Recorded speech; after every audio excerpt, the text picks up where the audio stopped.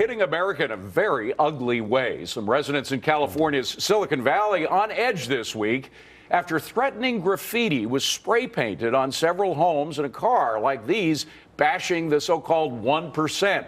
And this one saying, kill people, hateful, nasty stuff, of course, carried out by thugs. But are politicians who use class warfare rhetoric partly to blame for all this? Mike Ozanian, what do you think? David, class warfare is bad for the country, period. History has shown that politicians that pit the electorate against each other can use that sometimes to get elected in the short term, but in the long term, it's bad for the country. Just look at the $45 trillion in unfunded liabilities that has become because of the promises that politicians have made to pit various classes of this electorate against one another. It's very, very bad for the economy. So, Bill, the more you use this kind of class warfare rhetoric, the more of these ugly things are likely to happen. Perhaps, but I don't blame politicians for fomenting anti-capitalist attitudes and class envy. I blame the people who get to our impressionable citizens at a younger age, the school teachers. My younger daughter once came home from the 5th grade with the assignment to list 5 ways that John D. Rockefeller was evil. The fact that he made a commodity more affordable to the middle class was irrelevant because he was in the 1%, so he had to be evil. Yeah, but Steve, obviously politicians are not calling for people to be killed or exiled or anything like that, but does that rhetoric kind of lead to this ugly stuff?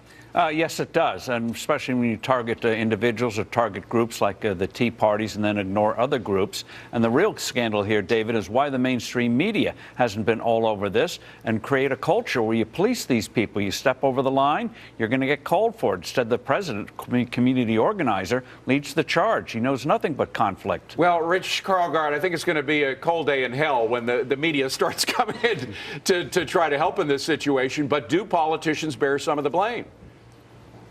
Well, sure, we have a president who's sneeringly used the phrase billionaires and millionaires to describe people who work hard and achieve a lot. But, you know, this has a lot of bad actors, unions who've been egging the Google bus that goes from San Francisco to Google headquarters. And then even some of the accomplished rich people are fanning the flames. Tom Perkins, the venture capitalist, went way over the top when he compared some of this complaint against the 1% to the treatment of Jews in Nazi Germany. So that really did fan the flames out here and probably led to this most recent graffiti incident. And Rick, whenever you set up a side where it's us versus them, even though we're all Americans, us versus them, that leads to bad things, doesn't it? Look, I mean, let's review what's really happening here. I have great sympathy for the people in that neighborhood. It's a terrible thing. There's always going to be vandals. But this is what happens when there's a public discussion about something, and there's been a public discussion. Look, you have to ask yourself the question, if we're covering this, where were we when political statements made against gay people, which resulted in lots of graffiti in West Hollywood, California? Where were we? Why didn't we cover that story? We were probably protesting that, Rick. We don't appreciate it when anybody threatens anybody else. But we didn't cover that. We did indeed cover a lot of that on Fox News Channel. But Sabrina, the fact is, Rick says it's a discussion. I'm just wondering if it goes over the boundary of a discussion of rich people and poor people and the split between the two. For example, look at the Romney campaign. I mean, the whole thing was about how he was not fit to be president because he was rich, because he was a rich, greedy businessman.